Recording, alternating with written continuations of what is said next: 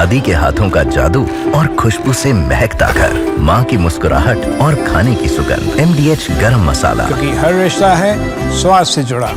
और खबरों में आगे बढ़ेंगे। नोएडा अथॉरिटी में भ्रष्टाचार की जांच के लिए सुप्रीम कोर्ट ने नई SIT का गठन किया है। सुप्रीम कोर्ट की सख्ती पर TV9 ने गाजियाबाद के लोनी से बीजेपी विधायक नंद किशोर गुर्जर से बात की।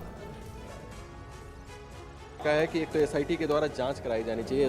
नोएडा अथॉरिटी जो है उसमें तमाम अधिकारियों के बीच में भ्रष्टाचार है और बिल्डरों के साथ सांठ-गांठ पर एक बार फिर से सुप्रीम कोर्ट ने जिस तरीके से फैसला दिया है, उसके बाद SIT के गठन की जांच की बात की और यहाँ तक कि ये भी कहा है कि उत्तर प्रदेश सरकार को नोएडा को महानगर परिषद में तब्दील कर देना चाहिए। देखिए, उत्तर प्रदेश के गाजियाबाद को भी माननीय मुख्यमंत्री जी ने उसमें ले लिया ग्रेटर गाजियाबाद के लिए, वो आपने देखा होगा।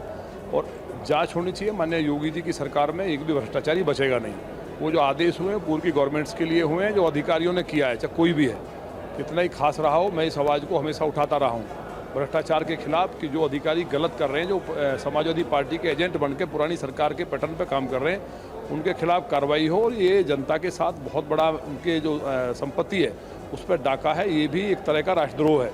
उसके तहत कठोर कार्रवाई हो, निश्चित होगी। समाजवादी पार्टी अब कह रही है कि सुप्रीम कोर्ट के आदेश के बाद SIT का गठन हो रहा है और अब जांच हो रही है। अगर सरकार को भ्रष्टाचार के खिलाफ काम करना था तो पहले ही जांच करवा लेते, पहले ही कदम नहीं, तो पहले से जांच तो हो ही रही है। तमाम अधिकारी जेल भी जा रहे हैं। और आपको बताते हैं कि सुप्रीम कोर्ट ने आज नोएडा अथॉरिटी में करप्शन को लेकर क्या आदेश दिया है।